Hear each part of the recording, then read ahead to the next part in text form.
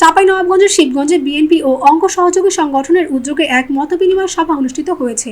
শুক্রবার 22 মে বিকেলে শিবগঞ্জ সরকারি মডেল হাই স্কুল প্রাঙ্গণে এ সভার আয়োজন করা হয়। সভার প্রধান অতিথি হিসেবে উপস্থিত ছিলেন প্রধানমন্ত্রীর পরিবেশ, বন ও জলবায়ু পরিবর্তন বিষয়ক বিশেষ সহকারী ডক্টর সাইমুম পারভেজ।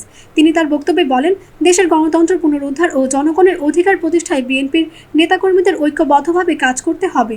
দেশের বর্তমান পরিস্থিতিতে জনগণের পাশে থেকে রাজনীতি করতে হবে এবং তৃণমূলের সংগঠনকে আরও শক্তিশালী করতে হবে।